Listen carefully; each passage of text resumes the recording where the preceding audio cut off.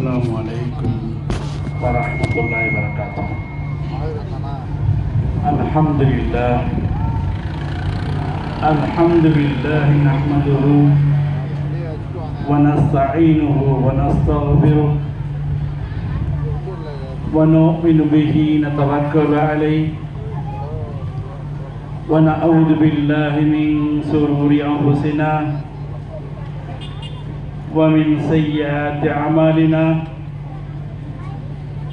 من يهده الله فلا مضل له ومن يضلل فلا هادي له ونشهد أن لا إله إلا الله وحده لا شريك له ونشهد أن محمدا عبده ورسوله. أما بعد فقد قال الله تبارك وتعالى في الفرقان المجيد بعد أعوذ بالله من الشيطان الرجيم بسم الله الرحمن الرحيم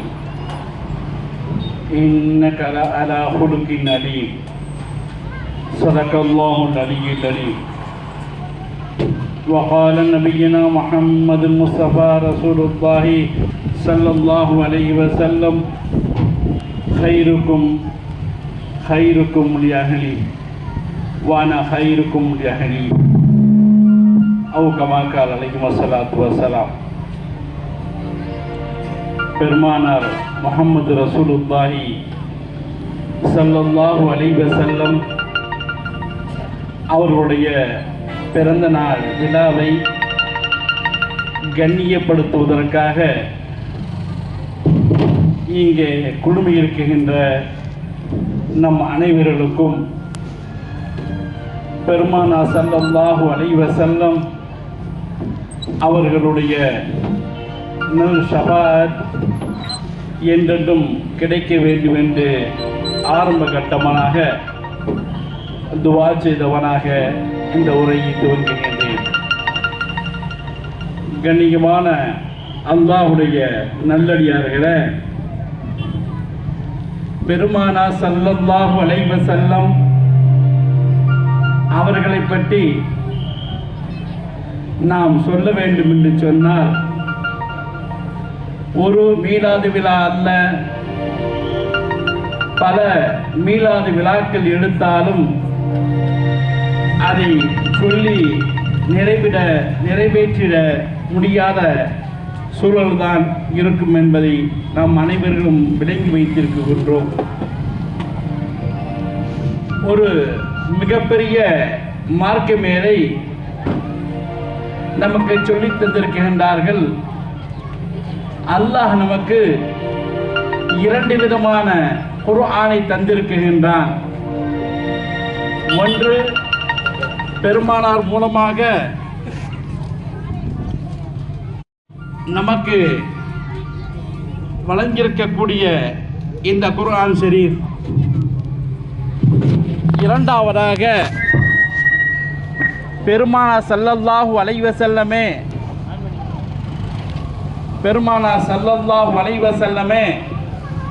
நமக்கு ஒரு குர்ஆனாக விளங்கிக் கொண்டிருக்கின்றார்கள் என்று அந்த மார்க்க மேலை தெரிவித்தார். குர்ஆனிலே நாம் என்னத்தை தேட முயற்சி செய்கின்றோமோ, பொருளாதாரமாக இருக்கட்டும், விஞ்ஞானமாக இருக்கட்டும், அரசியலாக இருக்கட்டும், குடும்பவியலாக இருக்கட்டும், எந்த விதமான கலைகளை குர்ஆனிலே தேடினோம் என்று சொன்னால் குர்ஆனிலே அது நிச்சயமாக கிடைக்கப்பெறும். அதே போலத்தான் பெருமானார் ஸல்லல்லாஹு அலைஹி வஸல்லம் நமக்கு ஒரு நிலை கண்ணாடி போன்றவர்கள். ஒரு கண்ணாடியில் நாம் என்னத்தை பார்க்குகின்றோமோ அது அப்படியே பிரதிபலிக்கும். ஒரு குடும்பவியலை தேடக்கூடியவன் அந்த பெருமானார் ஸல்லல்லாஹு அலைஹி வஸல்லத்திலே குடும்பவியலுக்கு ஒரு முன்னுதாரணத்தை பார்த்தால் பெருமானாரத்திலே ஒரு குடும்ப வாழ்வு எவ்வாறு இருக்கும் என்பதை நாம் காண முடியும். அதே போல சமுதாய ஒற்றுமையை நாம் பார்க்க வேண்டும் என்று சொன்னால் அதை பெருமானார் ஸல்லல்லாஹு அலைஹி வஸல்லம் அவர்களிடத்தை பார்த்திட முடியும். மாற்று மத சகோதர சமுதாயத்தோடு எவ்வாறு இணக்கமாக வாழ வேண்டும் என்பதை பெருமானார் ஸல்லல்லாஹு அலைஹி வஸல்லம் அவர்களை பார்த்தோம் என்று சொன்னால் அதுவும் பெருமானாரத்திலே கிடைக்கும். ஏனென்று சொன்னால் அல்லாஹ் கூறுவான், லக்கத் கான லக்கும் ஃபீ ரசூலுல்லாஹி உஸ்வத்துன் ஹஸனா. இந்த உலகத்திலே எல்லா விதமான துறைகளை எடுத்துக்கொண்டோம் என்று சொன்னாலும் அத்தனை துறைக்குமே பெருமானாரிடத்திலே ஒரு அழகிய முன்மாதிரி இருக்கிறது என்று அல்லாஹ் தன்னுடைய திருமறையிலே கூறி காட்டுகின்றான். பெருமானிடத்திலே நாம் எடுத்து நடக்க வேண்டிய நூற்றுக்கணக்கான அல்ல ஆயிரக்கணக்கான விஷயங்கள் பெருமானிடத்திலே குவிந்து கிடக்குகின்றது. ஆனால் நாம் தொப்பி அணிவதும் தாடி அணிவதும் மிஸ்வாக்கு செய்வதும் தொழுகைக்கு முன்பு பின்பு சுன்னத்துக்களை தொழுவதும் வெந்நீரை ஆடையை உடுத்துவதும் மாத்திரம்தான் சுன்னத்துக்கள் என்று நினைத்துக் கொண்டிருக்கின்றோம். கண்ணியமான அருமையான அல்லாஹ்வுடைய நல்லடியார்களே, அதுவும் ஒரு சுன்னத்துத்தான். ஆனால் அதைவிட பெருமானார் ஸல்லல்லாஹு அலைஹி வஸல்லத்திலே அழகிய பல சுன்னத்துக்கள் அல்லாஹ் தன்னுடைய திருமறையிலே கூறி காட்டுவானே, பெருமானார் ஒரு குணசிகரம் என்று கூறி காட்டுகின்றான். பெருமானாரை பற்றி அல்லாஹ் தன்னுடைய திருமறையிலே கூறுகின்ற பொழுது, இன்னகல அலா ஹுலுக்கின் அலீம், நபியே நீங்கள் தான் நற்குணத்தின் நாயகம் என்று கூறி காட்டுகின்றான். பெருமானாரத்தில் எத்தனையோ விதவிதமான சிறப்பு அம்சங்கள் இருந்தாலும் கூட அல்லாஹ் அதை பற்றி குர்ஆனிலே கூற காட்டவில்லை. பெருமானாருக்கு சிறந்த குணத்தை நாம் வழங்கி இருக்கின்றோம் என்ற இந்த ஒரு தனிச்சிறப்பைத்தான் அல்லாஹ் பெருமானாருக்கு கூறியிருக்கிறார் என்று சொன்னார். இது போன்ற சுன்னத்துக்களை நாம் பின்பற்றுகின்ற பொழுது பெருமானாருடைய குண நலங்கள் எவ்வாறு இருந்தது, அந்த குண நலங்களை நம் வாழ்வில் பின்பற்றி நடந்தார். இன்று நமக்குள்ளே நடக்குகின்ற எத்தனையோ பிணக்குகள் இல்லாமல் போய்விடும். பெருமானார் ஸல்லல்லாஹு அலைஹி வஸல்லம் அவர்கள் குணநலத்தில் இருக்கின்ற விருந்தோம்பலை எடுத்தால் எல்லா நபர்களையும் சமசீராக நடத்தக்கூடிய ஒரு நல்ல மதிப்பை பெற முடியும். கண்ணியத்திற்குரிய அல்லாஹ்வுடைய நல்லடியார்களே, அல்லாஹ் பெருமானாரை இவ்வளவு போகிறான் என்று சொன்னார். எவ்வளவு இந்த குணம் பெருமானார் ஸல்லல்லாஹு அலைஹி வஸல்லத்துக்கு ஒரு சீரும் சிறப்புமாக இருந்தது. எவ்வாறு இந்த இஸ்லாத்தை இன்று இஸ்லாம் உலகளவிலே கிட்டத்தட்ட 180 கோடி இருக்கிறது என்று சொன்னால், அன்று ஹிராவுடைய குகையிலே பெருமானார் ஸல்லல்லாஹு அலைஹி வஸல்லம் இருக்குகின்ற பொழுது ஒரு தனி மனிதராக இருந்த நபிகள் நாயகம் ஸல்லல்லாஹு அலைஹி வஸல்லம் மக்காவிலே சில நூறுகளை எண்ணிக்கைகளை மட்டும் கொண்டிருந்த இஸ்லாம் மதீனாவிலே 1,24,000 சஹாபாக்களை பெரும் படைகளை கொண்ட இஸ்லாம் இவ்வளவு விசாலமாக வளர்ச்சி பெற்றது. இஸ்லாமிய கொள்கைகள் சித்தாந்தங்கள் மக்களுக்கு மத்தியிலே பரவி இருக்கிறது என்று சொன்னார். இஸ்லாத்துடைய அடிப்படை கொள்கைகள் கோட்பாடுகளை எடுத்து நடந்ததோடு பெருமானார் ஸல்லல்லாஹு அலைஹி வஸல்லம் யாரையும் புண்படுத்தாத அவர்கள் குணம்தான். பெருமானாருக்கு எவ்வளவு பெரிய இடைஞ்சல் செய்தாலும் சரி, நபிகள் நாயகம் ஸல்லல்லாஹு அலைஹி வஸல்லம் தன் குணத்தாலேயே வென்று காட்டினார்கள். ஹிந்தா என்ற பெண்மணியை பற்றி நாம் அனைவருமே அறிந்திருப்போம். உஹதுடைய போரிலே பெருமானாருடைய சிறிய தகப்பனார் ஹம்ஸா ரலியல்லாஹு தஆலா அன்ஹு அவர்களை கொண்டு அவர்களுடைய உடல் உறுப்புகளை எல்லாம் சிதைத்தார். கண்களை தோண்டி எடுத்து விட்டார். மூக்குகள், உடல் உள்ள எல்லா உறுப்புகளையும் சிதைத்து அவருடைய குடலை கோடி எடுத்து வெளியிலே தூக்கி போடுகிறது ஒரு மோசமான சூழ்நிலையே ஹம்ஸா ரலியல்லாஹு தஆலாவை ஆளாக்கிய பெண் ஹிந்தா என்ற பெண்மணி. நபிகள் நாயகம் ஸல்லல்லாஹு அலைஹி வஸல்லம் இந்த விஷயத்தை பற்றி சொல்கின்ற பொழுது ஹம்சாவுடைய குடும்பத்தார்கள் அவருடைய ஜனாசாவை பார்க்க வேண்டும் என்று ஆசைப்பட்டதனால் மாத்திரம்தான் அவருடைய ஜனாசாவை நாங்கள் அவருடைய வீட்டுக்கு எடுத்துச் செல்கின்றோம். இல்லை என்று சொன்னால் கழுகுகள் திங்க போட்டுவிட்டு தின்னட்டும் என்பதற்காக அங்கேயே போட்டுவிட்டு வந்திருப்போம். ஏனென்று சொன்னால் அவ்வளவு உருப்பளிக்கப்பட்ட ஹம்சாவுடைய ரலியல்லாஹு தஆலா அன்ஹு ஜனாசா இவ்வளவு கொடூரமான பாதக கொலையை செய்த அந்த ஹிந்தா பெருமானார் ஸல்லல்லாஹு அலைஹி வஸல்லம் அவர்களிடத்தை கேட்டு விடுகின்றார். ஹிந்தா என்ற பெண்மணி இஸ்லாத்திற்கு வந்தால் நீங்கள் அவரை ஏற்றுக்கொள்வீர்களா என்று ஒரு நபர் மூலமாக தூது விடுகின்றார். அவர் பெருமானாரை வந்து கேட்கின்றார். நபிகள் நாயகம் சொன்னார்கள் ஏற்றுக்கொள்வேன் என்று. இரண்டாவது முறையுமாக கேட்டார்கள். அப்பொழுதும் பெருமானார் ஸல்லல்லாஹு அலைஹி வஸல்லம் சொன்னார்கள், நான் இஸ்லாத்திற்கு வந்தால் ஹிந்தாவை மனமுவந்து ஏற்றுக்கொள்வேன் என்று சொன்னார்கள். மூன்றாவது முறையாக கேட்கின்ற பொழுது ஹிந்தா பெருமானார் ஸல்லல்லாஹு அலைஹி வஸல்லம் முன் வந்து அமர்ந்தார்கள். எந்த ஹிந்தா? பெருமானுடைய சிறிய தகப்பனாரை சிதைத்த ஹிந்தா.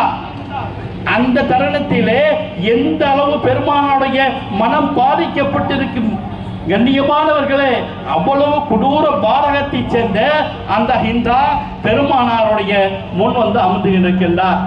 பெருமானார்கள் மன்னிப்பார்கள் என்ற எண்ணத்திலே பெருமானார் ஸல்லல்லாஹு அலைஹி வஸல்லம் அவர்கள் முன்னம் வந்து அந்த ஹிந்தா பையத்து செய்வதற்கு தயாராகிவிட்டார். ஒரு பெண்ணோ ஆணோ இஸ்லாத்தை ஏற்றார்கள் என்று சொன்னால் பெருமானார் ஒரு சில உடன்படிக்கைகளை சொல்லிக் கொடுப்பார்கள். அல்லாஹ் குர்ஆனிலே சொல்லக்கூடிய ஆயத்தை வைத்து அப்பொழுது சொல்கின்றார்கள், நீங்கள் இணை வைக்க கூடாது, நீங்கள் திருடக்கூடாது, நீங்கள் விபச்சாரம் செய்யக்கூடாது. இப்படியே சொல்ல சொல்ல ஹிந்தா சொல்லிக்கொண்டே வருகின்றார். அடுத்ததாக சொன்னார்கள், உங்களுடைய குழந்தைகளை நீங்கள் உயிரோடு கொல்லக்கூடாது என்று சொன்னார்கள். ஏனென்று சொன்னால் அன்றைய சூழ்நிலையிலே பெண் குழந்தைகள் பிறந்தால் உயிரோடு புதைக்கக்கூடிய காலம் இருந்தது. இதனால் அல்லாஹ் பெண் குழந்தையை கொலை செய்யக்கூடாது என்ற ஒரு உத்தரவாதத்தை வாங்கிக் கொள்வதா பெருமானார் ஸல்லல்லாஹு அலைஹி வஸல்லம் அல்லாஹ்வுடைய அந்த ஆயத்துக்கு எனக்கு வாங்கிக் கொள்வார்கள்.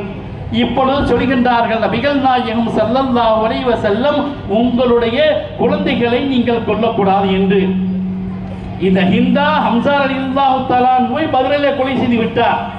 ஏனென்றால் இதற்கு முன் நடந்த உஹதுடைய போரிலே ஹிந்தாவுடைய மக்கள்மார்கள் கொலை செய்யப்பட்டு விட்டார்கள். இதற்கு பழி வாங்குவதற்காகத்தான் ஹிந்தா இவ்வளவு கோர தாண்டவம் ஆடினார். பெருமானார் ஸல்லல்லாஹு அலைஹி வஸல்லம் சொன்னார்கள், நீ உங்களுடைய குழந்தைகளை கொல்லக்கூடாது என்று. அதுவரைக்கும் அமைதியாக அந்த ஒப்பந்தத்தை அப்படியே சொல்லிக் கொண்டிருந்த ஹிந்தா, நீங்க என் பிள்ளையை விட்டு வச்சா தானே, எல்லா பிள்ளையும் நீங்க தான் பதில கொலை செஞ்சிட்டீங்களே என்று தன்னையும் அறியாமல் பெருமானாரத்தில் கோபமாக சொல்லிவிட்டார்கள். பெருமானார் அப்படியே அமைதியாக இருந்து விட்டார்கள். ஹிந்தாவும் நாம் பெருமானாரை கரம் பிடிக்கத்தானே வந்தோம், இந்த சூழ்நிலையிலே அவசரப்பட்டு விட்டோமே என்று மனம் குறுகியவராக மன்னித்து விடுங்கள், தெரியாமல் சொல்லிவிட்டேன் என்று மீண்டும் பையத்தை சொன்னார்கள். பெருமானார் ஸல்லல்லாஹு அலைஹி வஸல்லம் பையத்தை சொல்லிக் கொடுத்தார்கள். அருமையான அல்லாஹ்வுடைய நல்லடியார்களே, நமக்கு யாராச்சும் ஒரு மிகப்பெரிய துரோகம் செய்தவன் தன் முன்னும் அமர்ந்து, நான் துரோகம் செய்து விட்டேன், உங்களுக்கு மாறு செய்து விட்டேன், நான் செய்த துரோகத்தை அல்லாஹ்வுக்காக மன்னித்துக் கொள்ளுங்கள் என்று சொல்லிவிட்டு அந்த இடத்திலேயே தனக்கு மாறுதலாக ஏதாவது ஒரு சூழலையை சொன்னால் நம் மனம் எவ்வளவு பாடுபட்டிருக்கும். உடனே வெளியே போறான்னு பத்தி விட்டுருவோம். ஆனால் பெருமானார் ஸல்லல்லாஹு அலைஹி வஸல்லம் அப்படி அல்ல. இப்படி சிறு சிறு மன்னிப்புகளையும் பிழை பொறுப்புகளையும் செய்வதன் மூலமாகத்தான் இந்த இஸ்லாத்தை உலகத்திலே பல்வேறு நாடுகளிலே பரவை செய்திருக்கிறார் என்று சொன்னால் பெருமானார் ஸல்லல்லாஹு அலைஹி வஸல்லம் அவருடைய மிக உயர்ந்த குணத்தால் தான் என்பதை நாம் விளங்கிக் கொள்ள வேண்டும். இந்த விழாவுடைய அழைப்பதிலே போடுகின்ற பொழுது சமூக நல்லிணக்க விழா என்ற வாசகத்தை சேர்த்திருப்பதன் காரணமாக அது சம்பந்தமாகவும் ஒரு சில விஷயங்களை நாம் பகிர்ந்து கொள்வது முக்கியமாக இருக்கும் என்று நான் கருதுகின்றேன். கண்ணியமானவர்களே, சமூக நல்லிணக்கம் என்று சொன்னால் பல்வேறு தரப்பட்ட மதங்கள் ஒன்று சேர்ந்து ஒரே இடத்தில் எந்த விதமான குழப்பமும் இல்லாமல், எந்த விதமான பாகுபாடும் இல்லாமல், எந்த விதமான எதிர்ப்பும் இல்லாமல் மன மகிழ்ச்சியோடு சந்தோஷமாக வாழ்வதே சமூக நல்லிணக்கம். மதீனா நகரிலே பெருமானார் ஸல்லல்லாஹு அலைஹி வஸல்லம் அவர்களுடைய தலைமையிலே ஆட்சி அமைகின்றது. அந்த மதீனா மாநகரிலே 90க்கும் மேற்பட்ட விழுக்காடுகள் இஸ்லாமியர்கள் தான் இருந்தார்கள். ஆனால் அந்த இஸ்லாமிய தலைமையில் உள்ள அந்த ஆட்சியிலே மஜூசிகள் வாழ்ந்தார்கள், நஸ்ரானிகள் வாழ்ந்தார்கள், யூதர்கள் வாழ்ந்தார்கள். எல்லா நபர்களும் வாழ்ந்தால் கூட பெருமானார் ஸல்லல்லாஹு அலைஹி வஸல்லம் அவர்களுக்கு உள்ள உரிமைகளை பெருமானார் ஸல்லல்லாஹு அலைஹி வஸல்லம் கொடுத்தார்கள். எந்த அளவுக்கு தெரியுமா என்று சொன்னால், பெருமானார் ஸல்லல்லாஹு அலைஹி வஸல்லம் நஜ்ரான் தேசத்து மக்களோடு ஒரு ஒப்பந்தத்தை போடுகின்றார். நஜ்ரான் தேசத்திலே யார் வாழ்கிறார் என்று சொன்னால் யூதர்கள் வாழுகின்றார்கள். யூதர்கள் இஸ்லாமிய ஆட்சி அமைந்து விட்டது, நமது உயிருக்கும் நமது உடைமைகளுக்கும் நாங்கள் வழிபடக்கூடிய வழிபாட்டு தலங்களுக்கும் பாதிப்பு ஏற்பட்டு விடுமோ என்ற அச்சத்திலே பெருமானார் ஸல்லல்லாஹு அலைஹி வஸல்லம் முன்பாக ஆட்சி அதிகாரியாக மதீனா நகரம் கொண்ட இஸ்லாமிய சாம்ராஜ்யத்தின் தளபதியாக தலைமை அரசராக அதிபராக இருக்கக்கூடிய பெருமானார் ஸல்லல்லாஹு அலைஹி வஸல்லம் முன்பு யூதர்கள் வருகின்றார்கள். பெருமானார் சொன்னார்கள், எந்த ஒரு உத்தரவாதம் கொடுத்தார்கள் தெரியுமா? இந்த மதீனாவிலே இஸ்லாமியர்கள் ஆட்சி தான் நடக்கின்றது.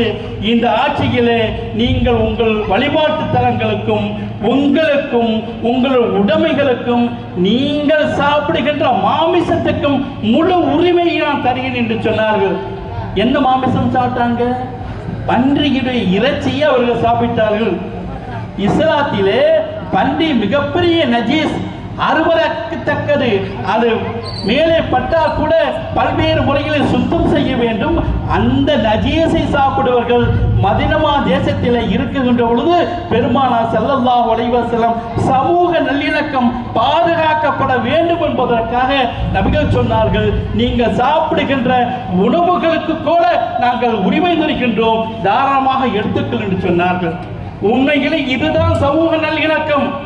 இன்று நம்ம நாட்டுடைய நடக்கக்கூடிய அநியாயங்களையும் அக்கிரமங்களையும் பார்க்குகின்ற பொழுது வெளிரங்கத்திலே ஏதோ ஒரு சில பகுதிகளில் மட்டும்தான் எல்லா மக்களும் சமூக நல்லிணக்கத்தோடு இணக்கமாக வாழ்கின்றார்கள். ஆனால் வட மாநிலங்களிலே போன்ற இடங்களெல்லாம் இஸ்லாமிய சமுதாயம் பல்வேறு வகையிலே பாதிக்கப்பட்டுக் கொண்டிருக்கின்றார்கள். இது ஒரு சமுதாய, ஆரம்பத்திலே சொல்வார்கள் ஜனநாயக நாடு என்று சொல்லுவார்கள். ஆனால் ஜனநாயகம் முழுமையாக இன்றைய ஆட்சியாளர் மூலமாக பாதிக்கப்பட்டு கொண்டிருக்கிறது என்பதுதான் மிகவும் உண்மையான நிதர்சனம். கண்ணியமான நல்லடியாகும் நல்லாவின் நல்லடியார்களே, இன்னைக்கு சகோதரத்துவத்தோட சமத்துவம் பெறப்பட வேண்டும். இன்றைய நாட்டிலே அமைதி நிலைநாட்டப்பட வேண்டும் என்று பல்வேறு தரப்புகள் முயற்சி செய்து கொண்டிருக்கின்றார்கள். இன்றைக்கு அமெரிக்கா உக்ரைனில் நடக்கக்கூடிய போரை, ரஷ்யாவோடு நடக்குகின்ற அந்த போரை நிறுத்த வேண்டும் என்பதற்காக ட்ரம்ப் முயற்சி செய்து கொண்டிருக்கின்றார். ஏன் தெரியுமா? இதன் மூலமாக போர்களை நிப்பாட்டி சமூக நல்லிணக்கத்தை ஏற்படுத்துகிறேன் என்ற பெயரை சொல்லி நோபல் பரிசு வாங்க வேண்டும் என்பதற்காக. இந்தியாவிற்கும் பாகிஸ்தானுக்கும் நடந்த போரை ட்ரம்ப் தான் நிப்பாட்டினார். இன்று வரைக்கும் சொல்லப்படுகின்றது. எப்படி தான் எப்படியும் இந்த சமுதாயத்தில் இந்த இணக்கத்தை ஏற்படுத்தி சமுதாயத்தில் ஒரு சமநிலை இணக்கமான சூழலை ஏற்படுத்தி நாம் நல்ல பேர் வாங்கும் என்பதற்காக முயற்சி செய்து கொண்டிருக்கின்றார். ஆனால் உண்மையிலே அப்படி இருந்தால் இன்று நடக்குகின்ற அதே இஸ்ரேல் பாலஸ்தீனத்துக்கு எதிராக பல்வேறு விதமான முறைகளில் வன்முறை தாக்குதல்கள், எந்த அளவு வன்முறை தாக்குதல் என்று சொன்னால் பசியோடு ஒருவேளை சாப்பாட்டுக்கு கூட வழி இல்லாமல் துடித்து பல்வேறு நபர்கள் படுகொலை செய்யப்பட்டு பசியால் துடித்துக் கொண்டிருக்கக்கூடிய சூழ்நிலையிலே ஏதோ ஒரு இடத்திலே உணவு வழங்கப்படுகின்றது. 3 வேளைக்கு பிரியாணி அல்ல, ஏதோ கஞ்சியோ பிரெட்டோ போன்ற இடங்களிலே ஒரு வேளை தான் உணவு வழங்கப்படுகின்றது.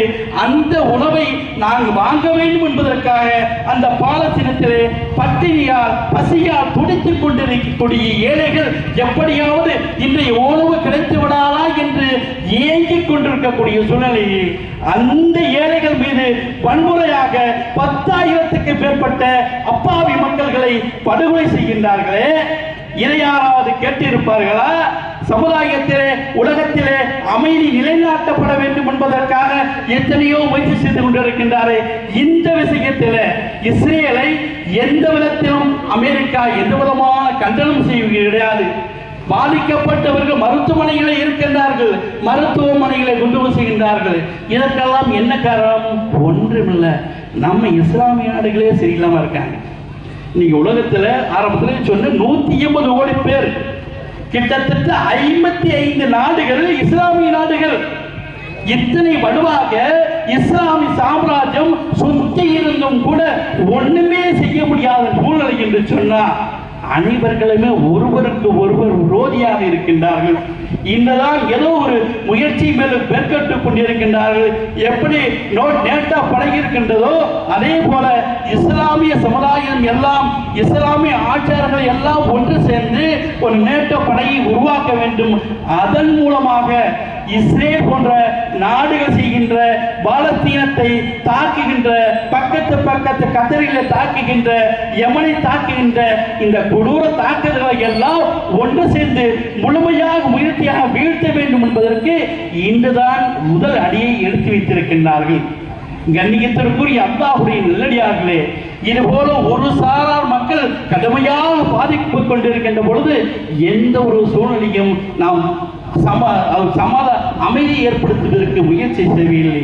ஆனால் இது போன்ற அமைதிகளை பெருமானார் ஸல்லல்லாஹு அலைஹி வஸல்லம் நிகழ்த்தி தந்தார்கள். எப்பொழுது? நபியாக அறியப்படுவதற்கு முன்பே. பெருமானார் ஸல்லல்லாஹு அலைஹி வஸல்லம் அவர்களுக்கு 40 வயதில் தான் நுபுவத் வருகின்றது. பெருமானார் ஸல்லல்லாஹு அலைஹி வஸல்லம் அவருக்கு 33 வயது. அப்பொழுது காபத்துல்லா புனர்மிக்கப்பட்டு அதிலே ஹஜ்ருல் கல்லை தூக்கி வைக்க வேண்டும். அதிலே பல்வேறு விதமான குறைசூலத்தார் இருக்கின்றார்கள், பல்வேறு விதமான குலத்தார்கள் இருக்கின்றார்கள். யார் இந்த கல்லை தூக்கி வைக்க வேண்டும் என்று அங்கே காரசாரமான விவாதம் நடக்கின்றது.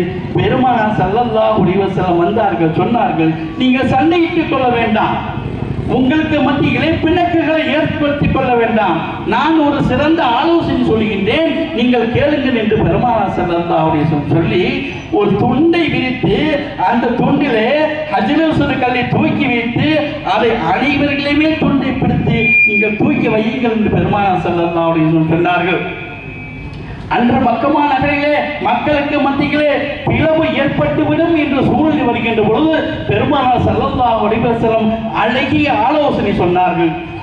இதை அமெரிக்காவுடைய எழுத்தாளர்களும் யூத கிறிஸ்தவ பரத்துடைய மிகப்பெரிய ஸ்காலர்ஸ் அறிவாளிகள் எல்லாம் சொல்வார்கள், அன்றே இந்த முஹம்மது ஸல்லல்லாஹு அலைஹி வஸல்லம் அமெரிக்காவை வித்திட்டவர் என்று பாராட்டுகின்றார்கள்.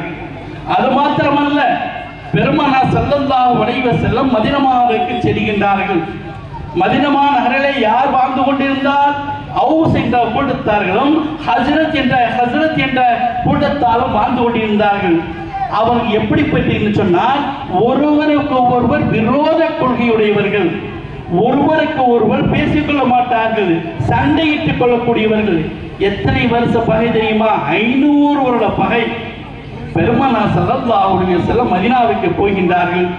எந்த அளவுக்கு பகை என்று சொன்னால், ஏதாவது கோபத்திலே அவரிடத்திலே ஒரு வாதம் எடுத்திருக்கு என்று சொன்னால், உன்னை கொலை செய்து உன் மண்டையை எடுத்து அதிலே நான் மது அருந்துவேன் என்று கூறுவார்கள். ஒருவர்களை கொலை செய்து அந்த மண்டையை காய்வித்து அதிலே மது அருந்துவேன் என்று சொல்லக்கூடிய ஒரு மூர்க்கமான கோப குணமுடைய விரோத குணமுடைய மக்கள் தான் அன்று மதீனா நகரிலே இருந்து கொண்டிருந்தார்கள். பெருமானார் ஸல்லல்லாஹு அலைஹி வஸல்லம் மதீனா நகர் செய்வதற்கு தன்னுடைய பாதங்களை வைக்கின்றார்கள். சில மாதங்களிலேயே, ஒரு சிலர் சொல்கின்றார்கள் 10 நாள் என்று, சில மாதங்களிலேயே யார் யார் விரோதியாக கொலை செய்து விடுவோம் என்று துடித்துக் கொண்டிருந்தார்களோ அத்தனை நபர்களை சோதரராக்கினார்கள் பெருமானார் ஸல்லல்லாஹு அலைஹி வஸல்லம் என்று சொன்னார். இன்றைக்கு அமைதிக்கு வித்திட்டவர்கள் பெருமானார் ஸல்லல்லாஹு அலைஹி வஸல்லம் தான். இது போன்ற பெருமானார் ஸல்லல்லாஹு அலைஹி வஸல்லம் குணநலங்களை நாம் எடுத்து நடக்கின்ற பொழுது நாம் மட்டுமல்ல, நம் சமுதாயம் மட்டுமல்ல, பிற சமுதாய மக்களுமே தலை தூக்கி சீர்தூக்கி மிக உயரிய நிலையிலே செல்லக்கூடிய ஒரு மிகப்பெரிய அந்தஸ்து ஏற்பட முடியும். இது பெருமானார் ஸல்லல்லாஹு அலைஹி வஸல்லம் அவர்களுடைய காலத்தில் வந்த மக்களுக்கு மட்டும்தான் பெருமானாருடைய குணநலங்கள் பிரதிபலித்ததா என்று சொன்னால் நிச்சயமாக அல்ல. பெருமானுடைய வாழ்க்கை நடந்துவிட்டது. பெருமானுடைய செயல்கள் அரியசாக தொகுப்பாக புத்தகங்களாக வடிவமைக்கப்பட்டு விட்டது. ஐரோப்பிய நாடுகளைச் சேர்ந்த வில்லியம் மூர்ஸ் என்ற ஒரு வரலாற்று ஆசிரியர், அவர் வில்லியம் மூர்ஸ் என்ற கிறிஸ்துவ மதத்தை சார்ந்தவர் இஸ்லாமாக மாறுகின்றார்.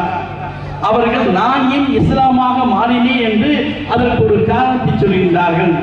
பெருமானார் ஸல்லல்லாஹு அலைஹி வஸல்லம் அவருடைய காலத்திலே நடந்த மூத்தா என்ற ஒரு போர், அந்த போர் தான் என்னை முஸ்லீமாக மாற்றியது என்று சொல்லி காட்டினார்கள். மூத்தாவுடைய போரில் அப்படி நடந்தது. பெருமானார் ஸல்லல்லாஹு அலைஹி வஸல்லம் சொல்லுவார்கள், இந்த போருக்கு ஜாபிர் பின் அபீ தாலிப் முதலிலே படையை தலைமையேற்று செல்வார்கள். அவருக்கு அடுத்ததாக ஸைத் பின் ஹாரிஸா ரலியல்லாஹு தஆலா அன்ஹு இரண்டாவதாக இந்த போருக்கு தலைமையேற்று செல்வார்கள். மூன்றாவதாக அப்துல்லாஹ் பின் ரவாஹா ரலியல்லாஹு தஆலா அன்ஹு தலைமையேற்று செல்வார்கள். இவர்கள் மூவருக்கு பின்பு அடுத்த ஒரு நபர்கள் அவர்கள் தலைமையேற்று இந்த போரை வெற்றிகரமாக முடிப்பார்கள் என்று பெருமானார் ஸல்லல்லாஹு அலைஹி வஸல்லம் சொல்லி காட்டினார்கள். கண்ணியத்திற்குரிய அல்லாஹ்வுடைய நல்லடியார்களே, முதலில் இவர், இரண்டாவது இவர், மூன்றாவது இவர், நான்காவதுடைய தலைமையிலே காலித் பின் வலீத் ரலியல்லாஹு தஆலாவுடைய தலைமையிலே இந்த போர் வெல்லும் என்று சொன்னால் முதலாவது நபர் ஷஹீதாக்கப்படுவார். இரண்டாவதாக ஒளிபடுத்தி செல்லக்கூடிய ஸைத் பின் ஹாரிஸா படுகொலை செய்யப்படுவார், ஷஹீதாக்கப்படுவார். மூன்றாவதாக இருக்கின்ற அப்துல்லாஹ் பின் ரவாஹா ரலியல்லாஹு தஆலா அன்ஹு ஷஹீதாக்கப்படுவார்கள். அதற்கு பின்புதான் இந்த போரிலே வெல்லும் என்று பெருமானார் ஸல்லல்லாஹு அலைஹி வஸல்லம் அவர்கள் சொல்லுகின்றார்கள். இந்த நிகழ்ச்சி அவருக்கு எப்படி இஸ்லாத்தை சேருவதற்காக மாறியது என்று யோசித்து பார்க்க வேண்டும். இப்ப சாதாரணமாக ஜாபிர் பின் அபீ தாலிப் யார்? அலி ரலியல்லாஹு தஆலா சகோதரர். பெருமானாருக்கு சச்சா மகன், தம்பி போல வேணும். ஸைத் பின் ஹாரிஸா யார்? பெருமானார் ஸல்லல்லாஹு அலைஹி வஸல்லம் வளர்ப்பு மகன். மூன்றாவதாக இருக்கின்ற அப்துல்லாஹ் பின் ரவாஹா எந்த உறவும் கிடையாத ஒரு சாதாரண நபர். இப்ப நாமளே நம்ம சொந்தக்காரங்க கால போயிருக்காங்க, அல்லாஹ் காப்பாற்றணும், ஒரு விபத்து ஏற்பட்டு 3 நபர்களும் இறந்து விட்டார்கள். நாம் விபத்து மரணத்தை மௌத் விசாரிக்க போகணும். எங்க போவோம்? முதல்ல நம்ம சொந்தக்காரங்க போய் தலையை காமிச்சு விசாரிச்சுட்டு அடுத்த வீட்டுக்கு போவோம். இவர் என்ன சொல்லுறா தெரியுமா? இந்த செய்தி பெருமானார் ஸல்லல்லாஹு அலைஹி வஸல்லம் எத்திக்கின்ற பொழுது பெருமானார் ஸல்லல்லாஹு அலைஹி வஸல்லம் தன் சொந்த தம்பியான ஜாஃபர் பின் அபீ தாலிப் வீட்டுக்கு செல்லவில்லை. தன்னுடைய வளர்ப்பு மகனான ஸைத் பின் ஹாரிஸா ரலியல்லாஹு தஆலா அன்ஹு வீட்டுக்கு செல்லவில்லை. மூன்றாவதாக இருக்கின்ற தனக்கு சொந்தமே இல்லாத அப்துல்லாஹ் பின் ரவாஹாவுடைய வீட்டு கதவை பெருமானார் ஸல்லல்லாஹு அலைஹி வஸல்லம் தட்டுகின்றார்கள். சொல்லுகின்றார்கள், அருமையான சகோதரியே, பிள்ளையே, இந்த போரிலே உன் தந்தை ஷஹீதாக்கப்பட்டு விட்டார். உன் தந்தை இருந்தால் உன் திருமணத்தை எவ்வளவு சிறப்பாக நடத்துவார்களோ அதே போல உன்னுடைய திருமணத்தை நான் இன்று சிறப்பாக நடத்துவேன் என்று சொல்லி காட்டுகின்றார். அதைத்தான் அந்த வில்லியம் மூர்ஸ் என்ற வரலாற்று ஆசிரியர் கூறுகின்றார். எந்த விதமான சொந்தமும் இல்லாமல் செய்யுதல் கோவி சாதிப்பும் ஒரு சமூகத்துடைய தலைவனாக இருக்கக்கூடிய முழு தகுதி பெருமானார் ஸல்லல்லாஹு அலைஹி வஸல்லம் அவர்களுக்கு தான் இருந்தது. ஏன்னு சொன்னால் தனக்கு சொந்தமில்லை, தனக்கு பந்தமில்லை, யாருமே இல்லாத ஒருவரை கூட தன் உணர்ந்த சகோதரை போல் மதித்து செல்வார் என்றால் உண்மையான தலைவர் பெருமானார் ஸல்லல்லாஹு அலைஹி வஸல்லம் தான். ஆகையால் நான் இஸ்லாத்தை ஏற்றேன் என்று சொல்லி காட்டுவார்கள். கண்ணியத்திற்குரிய அல்லாஹ்வுடைய நல்லடியாக இப்படி பெருமானார் ஸல்லல்லாஹு அலைஹி வஸல்லம் அவர்கள் குணநலத்தை வைத்து சிறப்புகளை வைத்து நூற்றுக்கணக்கானவர் இன்றைக்கும் இஸ்லாத்தை ஏற்றுக்கொண்டிருக்கின்றார்கள் என்பதை நான் நினைக்கின்ற பொழுது மிகவும் மகிழ்ச்சியோடு ஒரு வருத்தப்படக்கூடிய விஷயம், மாற்று மத சகோதரருக்கு விளங்கக்கூடிய ஒரு விஷயம். இஸ்லாமியராக நாங்கள் எல்லாம் பாரம்பரிய முஸ்லிம்கள், என் தந்தை முஸ்லிம், அவருடைய தந்தை முஸ்லிம், 10 தலைமுறையாக நாங்கள் எல்லாம் இஸ்லாமிற்கு மாற்றாட்டிக் கொள்கின்றோமே. நம்முடைய உள்ளத்தில் அப்படி ஏதாவது பெருமானார் ஸல்லல்லாஹு நாம் எடுத்து நடக்க வேண்டும் என்று ஏதாவது ஒரு சிந்தனை இருக்கின்றதா? கண்ணியமானவர்களே, ஒரு 8-10 வருடத்துக்கு முன்பாக ஜெர்மனி நாட்டை சேர்ந்த ஒரு மனோதத்துவ சைக்காலஜியுடைய மிகப்பெரிய பேராசிரியர் அவர் இஸ்லாத்துக்கு மாறினார். அவர் இஸ்லாத்துக்கு மாறுவதற்கான காரணங்களை கூறுகின்ற பொழுது ஒரு 3 ஹதீஸுகளை முன்னெடுத்து இந்த ஹதீஸ் தான் நான் இஸ்லாத்தை மாறுவதற்கு காரணம் என்று சொல்லுகின்றார். ஒன்று, உன் சகோதரனை பார்த்து பொன்முறுவல் கொடுப்பது சதக்கா என்று பெருமானார் ஸல்லல்லாஹு அலைஹி வஸல்லம் சொன்னார்கள். நம் சொந்தமோ நமக்கு பந்தமோ இஸ்லாம் என்ற ஒரு பெயர் இருக்கிறது என்று சொன்னார். நம் சமூகத்தை சார்ந்தவர் என்று சொல்கின்ற பொழுது அவரை பார்த்து பொன்முறுவல் கூத்தம் என்று சொன்னார். பார்க்கின்ற பொழுது ஒரு இன்பத்தோடு சந்தோஷமாக உள்ள மகிழ்ச்சியோடு பார்க்கும் என்று சொன்னால் அது தர்மம் என்று சொன்னார்கள். இதை பார்த்து அவர் இஸ்லாமிய மாற என்று சொன்னார்கள். கண்ணியமானவர்களே, இன்றைக்கு உறவுகளுக்கு மத்தியிலே, சொந்தக்காரர் மத்தியிலே பகை ஏற்படுவது அந்த இன்முகம் புன்முறலோடு முகம் இல்லாததுதான் காரணம். எத்தனையோ சொந்த பந்தங்கள் வருகின்ற பொழுது ஏதோ வேண்டா விருப்பாக மூஞ்சியை திருப்பிக் கொண்டு கடுகடுத்த முகத்தோடு செல்கின்ற காரணமாக சொந்தங்கள் பாதிக்கப்படுகின்றது. கண்ணியமானவர்கள் சொன்னார்கள், உறவுகள் வலுப்பட வேண்டும் என்று சொன்னார். உங்களுடைய ஆயுள்கள் நீடிக்கப்பட வேண்டுமா? உங்களுக்கு உணவு விசாலமாக கிடைக்க வேண்டுமா? நீங்கள் சொந்தத்தோடு சேர்ந்து வாழ்கின்ற பெருமானார் ஸல்லல்லாஹு அலைஹி வஸல்லம் சொன்னார்களே, எல்லாத்துக்கும் செல்வ செழிப்பான வாழ்மான ஆசை, நல்ல நீடித்தா இருக்கு, 100 வயசுக்கு வரணும் ஆசை. ஆனால் பெருமானார் ஸல்லல்லாஹு அலைஹி வஸல்லம் கற்றுத் தந்திருக்கின்றார்களே, உன் உறவை பார்த்து நீ பொன்முறுவல் போர் என்று சொன்னார்களே, அந்த சுன்னத்தை எடுத்து நம்ம தங்கி வேண்டும். அந்த வரலாற்றாசை சொல்கின்றார்கள், ஒரு பொன்முறுவல் உங்களுடைய சொந்த பந்தத்தை பாதிக்காது என்று சொல்கின்றார்கள். இரண்டாவதாக சொல்லுவார்கள், உன் மனைவிக்கு நீ ஓட்டுகின்ற ஒரு கவல உணவு சதக்கா என்று சொன்னார்கள். கண்ணியமானவர்களே, நாம் சிந்தித்து பார்க்க வேண்டும். மனைவிக்கு சாப்பாட்டு ஊட்டுறதுக்கு இவர் இஸ்லாத்துக்கு வர்றதுக்கு என்ன சம்பந்தம்? கண்ணியமானவர்களே, ஒரு மனைவிக்கு ஒருத்தர் சாப்பாடு ஊட்டுறானா பிரியம் இல்லாமல் நடக்குமா?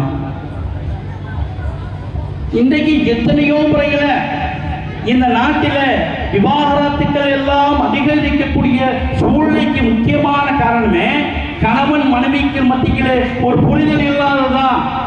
கணவன் மனைவிக்கு மத்தியிலே இருக்கக்கூடிய ஈர்ப்புகள் தான்.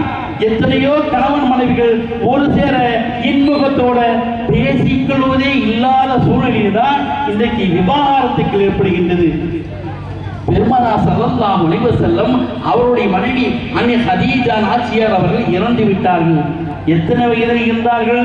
25 வருடங்கள் பெருமானார் ஸல்லல்லாஹு அலைஹி வஸல்லத்தோடு இல்லற வாழ்க்கையிலே குடும்பம் நடத்திவிட்டு மரணித்து விட்டார்கள். மரணித்து விட்டும் கூட ஒரு பெண்மணி பெருமானாரிடமிருந்து கேட்கின்றார்கள், யார் ரசூலுல்லாஹ், உங்களுக்கு சிறிய சிறிய குழந்தைகள் எல்லாம் இருக்குகின்றது, அந்த குழந்தைகளை பார்ப்பதற்காச்சு குழந்தை கல்யாணம் பண்ணிக்கிறீங்க. ஹதீஜாவை நினைக்கின்றார்கள். ஹதீஜா இறுதி இடத்திலே வேறொரு பெண்ணை நான் வைத்து பார்க்க மனவில்லை என்று பெருமானார் தாரிதாரையாக கண்ணிவிட்டார்கள். பெருமானார் மதீனாவிற்கு போய்விட்டார்கள். பத்தகை மக்கா வெற்றிக்கு பின்பு வருகின்றார்கள். எல்லாரும் நபிகள் நாயகமே என்னுடைய வீட்டில் தங்குங்கள், என்னுடைய வீட்டில் தங்குங்கள் என்று கேட்கின்ற பொழுது நபிகள் நாயகம் சொன்னார்கள், என் மனைவி ஹதீஜாவுடைய கபருக்கு பக்கத்திலே எனக்கு ஒரு தென்படி என்று சொன்னார்கள். அருமைக்குரிய அல்லாஹ்வுடைய நல்லடியார்களே, ஒரு கிழவி, ஒரு வயோதாட்டி, ஒரு மூதாட்டி வயோதிகத்தின் காரணமாக இறந்துவிட்டும் கூட எத்தனையோ விஷயங்களை மறக்க வேண்டிய பொழுது அப்பொழுது பெருமானார் ஸல்லல்லாஹு அலைஹி வஸல்லம் ஹதீஜா நாயகி மீது இவ்வளவு பிரியம் வைத்தார் என்று சொன்னால் அவர்கள் வாழ்ந்த இல்லறை வாழ்க்கை தான். ஹதீஜா நாயகிக்கு 65 வயது. அப்பொழுதும் கூட தன் மனைவிக்கு உணவை ஊட்டி விட்டார்கள்.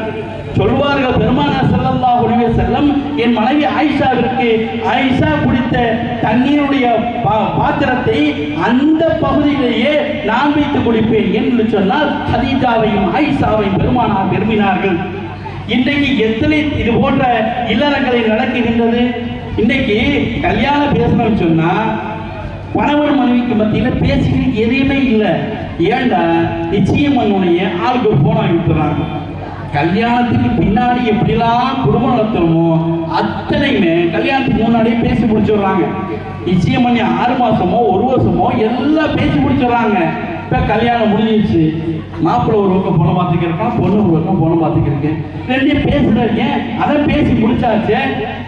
எந்த அளவு இன்னைக்கு இருக்குன்னு சொன்னால் பெருமானார் சொன்னார்களே, நீ மனைவிக்கு ஊட்டி விட வேண்டும். பெருமானார் ஸல்லல்லாஹு அலைஹி வஸல்லம் தன் மனைவி ஆயிஷாவுடைய மடியிலே படுத்திருக்கின்ற பொழுது எத்தனை முறை வகி வந்திருக்கின்றது. அப்படி என்று சொன்னால் மனைவிமார்களோடு இணக்கமாக உள்பத்தாக பாசமாக இருக்க வேண்டும் என்றால் சொல்லி கேட்கிறது. ஆனால் எல்லாமே இல்லை, பாசம் இல்லை. எது வரைக்கும் பாசம் இருக்கு? கல்யாணம் முடிஞ்சு ஒரு 3 மாசம் வரைக்கும் தான், அது வரைக்கும் இல்லை. அருமையான தாய்மார்களே, அருமையான இஸ்லாமிய சகோதரர்களே, பெருமானார் ஸல்லல்லாஹு அலைஹி வஸல்லம் கற்றுத்தராங்க. மனைவியோட இன்னைக்கு எத்தனையோ குடும்ப மனவிலக்குகள் போட்டிலையும் ஜமாத்துக்களையும் கொட்டி கிடக்கின்றது. ஏன் நடக்கின்றது? பெருமானார் கற்றுத்தந்த ஹதீஜாவுடைய ஓடு வாழ்ந்த வாழ்க்கையை நாம் எடுத்து நடக்கவில்லை. பெருமானார் ஸல்லல்லாஹு அலைஹி வஸல்லத்துல சஹாபாக்கள் ஒன்று சேர்ந்து இருக்காங்க. அப்ப கேட்கிறாங்க, யார சொல்லலாம், இன்றைய மதீனாவிலே உங்களுக்கு மிகவும் பிடித்தமானவர் யார் என்று கேட்கின்றார்கள். யோசிக்கவே இல்லை, என் மனைவி ஆயிஷா தான். நீங்க எங்கேயாச்சும் ஒரு இடத்துல எப்பா உனக்கு பிடிச்ச ஆள் யாரு கேட்டா உன் மனைவி பேரை சொல்வதற்கு தைரியம் இருக்கின்றா? ஏன்னு ஈகோ. கண்ணியமானவர்களே, வீட்டுக்கு ஒவ்வொரு விட்டு கொடுத்த வாழ்வதே கிடையாது. நீ ஒரு பக்கம் மீட்டுகிறாய் என்று சொன்னால் மறுபக்கம் கிளம்பி கொள்கின்றான். பெருமானார் ஸல்லல்லாஹு அலைஹி வஸல்லம் சொன்னாங்க, எகலிபுன கரீமா, ஒரு சில நேரத்திலே சங்கையான முறையிலே ஆண்கள் ஜெயித்து விடுகின்றார்கள். எகலிபு ஹுன்னல் ஐமா, ஒரு சில நேரத்திலே நளினமான முறையிலே மனைவி ஜெயிக்கின்றார்கள். கரீமன் மஹ்பூபா, நான் என் மனைவியத்தில் தோற்பதை பிரியப்படுகின்றேன் சொன்னார்கள். குடும்பத்திலே ஏதாவது பிரச்சனை ஏற்பட்டா, ஏதாவது சங்கடம் ஏற்பட்டா, கணவன் மனைவிக்கு மத்தியிலே ஒரு மனக்கசவு ஏற்பட்டால் என் மனைவி ஜெயிக்கட்டும், என் மனைவியை விட்டு கொடுத்து விட்டு நான் தோற்பதை ஆசைப்படுகிறேன் நபிகள் நாயகம் ஸல்லல்லாஹு அலைஹி வஸல்லம் சொன்னார்கள் என்று சொன்னார். இன்றைக்கு குடும்பத்திலே எல்லா விதமான தலாக்களுக்கும் மன விலக்குகளுக்கும் நடப்பதற்கு முழுமையான காரணம் பெருமானாருடைய அந்த குணநலமான சுன்னத்துக்களை பேணுவது கிடையாது. பெருமானார் ஸல்லல்லாஹு அலைஹி வஸல்லம் விட்டு கொடுத்ததை போல கணவன் மனைவியும் ஒருவருக்கு விட்டு கொடுத்தார். காலி சுரைக் என்ற மிகப்பெரிய நீதிபதி நாம் கேள்விப்பட்டிருப்போம். இஸ்லாமிய வரலாற்றிலே மிகவும் உன்னதமான தலைமை நீதிபதி. இவர் கணவன் மனைவிக்கு மத்தியிலே பெரும்பாலான முறையில் எந்த மனக்கசப்பும் ஏற்பட்டு கிடையாது, எந்த சண்டை சச்சரவும் கிடையாது. அப்ப காலி சுரைகளிடத்தில் கேட்கின்றார்கள், அருமையான காலி சுரைக் அவர்களே, நீதிபதி அவர்களே, இவ்வளவு இருக்கும் போது எந்த ஒரு சூழ்நிலையே கணவனுக்கு மத்தியில் பிரச்சனை வரலையா, உங்களுக்கு உங்க மனைவிக்கு பிரச்சனை வரலையான்னு கேட்கும்போது காளீஸ்வரி சொன்னாங்க, நாங்கள் கல்யாணமான திருமணமான அன்றே ஒரு ஒப்பந்தம் செய்து கொண்டோம். ஏதாவது நான் பேசுகின்ற பொழுது அதிகப்படியாக உன் மன சங்கடம் அளவு நான் பேசிவிட்டால் நீ அப்பொழுது என்னை எதிர்த்து பேசக்கூடாது. ஒருவேளை நீ கோவப்பட்டீங்கன்னா, மனைவியாக நீ கணவனாகி என் மீது நீ கோவப்பட்டீங்கன்னா நான் அமைதியாப்பேன். இந்த முறையை நாங்கள் ஃபாலோ பண்ணுகின்றோம். எங்கள் குடும்பத்திலே எந்த விதமான சச்சரவும் கிடையாது. இன்றைக்கு ஒரு வீட்டில் பிரச்சனைக்கு முக்கிய காரணம் மாறி மாறி எதிர்த்து பேசுறது. எனக்கு தெரியாதா, உன்னை பத்தி எனக்கு தெரியாதா, அவங்க அம்மா பத்தி தெரியாதா, அவங்க அக்கா பத்தி தெரியாதா, அவங்க அக்கா பத்தி தெரியாது, எல்லாத்தையும் பேசி பேசி மனவிலக்கு வரைக்கும் வந்து நிற்பதற்கு யார் காரணம்? கண்ணியமானவர்களே, பெற்றோர்களே காரணம். மனவிலக்கின் சூழ்நிலைக்கு அந்த பெண் வருகின்ற பொழுது தன் கணவனோடு வாழ மாட்டேன், இந்த வாழ்க்கையினை பிடிக்கவில்லை என்று அந்த பெண் வருகின்ற பொழுது அந்த தந்தையும் தாய் என்ன சொல்லுவோம் தெரியுமா? ஏமா கல்யாணம் வச்சு போயிட்ட, கொஞ்சம் அட்ஜஸ்ட் பண்ணி போமா, வாழ்க்கை என்ன அப்படித்தாமா இருக்குன்னு சொல்ல. ஏமா அப்படியா சொல்லிட்டோம் புருஷன், நீ இப்பவே வாமா என் வீட்டுக்கு, நான் உனக்கு வேற கல்யாணம் பண்ணி வைக்கிறேன். கண்ணியமான அல்லாஹ்வுடைய நல்லடியார்கள் பெருமானார் அப்படி கற்றுத்தரவில்லை. பெருமானாருடைய சுன்னத்துக்களை மேலதோடு முழக்கக்கூடிய நாம் என்றாவது அந்த குணநலன்களை பெருமானார் பிற மதத்தோடு பிற சகோதரத்தோடு குடும்பத்தோடு சொன்னார்களே, அதே போன்று நல்லிணக்கத்தோடு மறந்திருக்கின்றோமா? பெருமானார் சொல்லுவார்கள், கைருக்கும் உங்களிலே சிறந்தவர் யார் தெரியுமா? கைரக்கும் யஹ்லி, யார் உங்களுடைய மனைவிமார்களிடத்திலே நல்ல பேர் எடுக்கிறீர்களோ அவங்க தான் சிறந்தவங்க. ஆனால் கைரக்கும் யஹ்லி, நான் உங்களுக்கு மத்தியிலே நான் சிறந்தவன் என்று சொல்லி காட்டுகின்றார்கள். இன்னைக்கு ஒரு தபால் கொடுத்து பெண்கள் தான் ஒரு லிஸ்ட் கொடுத்து ஏமா கணவனுக்கு எத்தனை மார்க்கு போடுங்க கேட்டா கிட்டத்தட்ட 99% பாஸ் ஆகிறதே சிரமம். ஏன்னா மனைவியிடத்திலே கணவர்கள் சிறப்பாக நடந்து கொள்வதில்லை. ஏன்? பெருமானாருடைய சுன்னத்தை கடைபிடிப்பது இல்லை. கேட்பதற்கு மட்டும் பயான் கேட்பதற்கு மிகவும் ஆச்சரியமான முறைகளே விடிய விடிய தொழுவார். எந்த அளவு தொழுவா தெரியுமா? தாடி நுஞ்சி கிளம்பி வச்சிருப்பாரு, தேய்ச்சி நெத்தியே தேர்ந்து போயிடும். ஆனா வீட்டுல மூலமாக பக்கத்து வீட்டுக்காரன் சண்டை உடிச்சுட்டு இருப்பார். இது அல்ல. உன் சகோதரி வந்திருப்பார், சகோதரியோட பேசுவது கிடையாது. உன் உறவுக்காரர் வந்திருப்பார், பேசுவது கிடையாது. உன் தந்தை தாயிடத்தில் எந்த விதமான பேச்சும் கிடையாது. இவ்வளவு வைத்துக் கொண்டு நான் பெருமானாரை பிரியப்படுகின்றேன் தப்பி வைத்து உருட்டி கொண்டிருந்தால் போதாது. பெருமானார் வாழ்க்கைக்கு எந்த நடைமுறைகளை வாழ்ந்து காட்டினார்களோ அது போன்ற நடைமுறைகளை நாம் எடுத்து நடக்கின்ற பொழுது அப்பொழுதுதான் உண்மையான சுன்னத்தை பெறுவதாகவும் பெருமானாருடைய விழாவிலே கலந்து கொள்வதும் பெருமானாருடைய விழாவை சிறப்பிப்பதோடு பெருமானார் எப்படி வாழ்ந்தார்கள். இந்த விழாவிற்கு வந்திருக்கின்ற 100க்கும் மேற்பட்ட நபர்கள் யாராவது ஒரு சில நபர்கள் இன்று முதல் நான் என் உறவுக்காரர்களோடு பேசுவேன். என் உறவுகள் எத்தனையோ உலகத்துல சண்டை கொடுக்க சொன்னாங்க. அதாவது பெருமாள் சொல்றாங்க, வேண்டுமென்றே உன் உறவுக்காரர்கள் உங்களை சொல்லிவிட்டாலும் செல்வன் கதாக்க யாரை நீ நேசித்து வாழ வேண்டும், உன்னை வேண்டாம் என்று சொல்லவரை நீ நேசித்து வாழ வேண்டும் சொன்னார்களே, அப்படி உறவுக்காரோடு சேர்ந்தோம் என்று சொன்னால் பெருமானுடைய முழுமையான சுன்னத்துக்களை கடைபிடித்தவராகும். அருமையான அல்லாஹ்வுடைய நல்லடியார்களே, பெருமானாரை நாம் நேசிக்கின்றோம். பெருமானுடைய சுன்னத்துக்களை முழுமையாக பின்பற்றி நடக்க வேண்டும் ஆசைப்படுவீர்கள். பெருமானுடைய குணநலங்களை ஏற்று நடந்து பெருமானாருடைய நேசத்துக்குரிய நன்மக்களாக என்னையும் உங்களையும் ஆக்கி இறைவன் நல்லறிவு புரிவானாக என்று துஆ செய்தவனாக வாய்ப்பளித்த வல்ல ரஹ்மானுக்கு விடை கூறி விடைபெறுகிறேன். நன்றி. அஸ்ஸலாமு அலைக்கும் வரஹ்மத்துல்லாஹி வபரகாத்துஹு.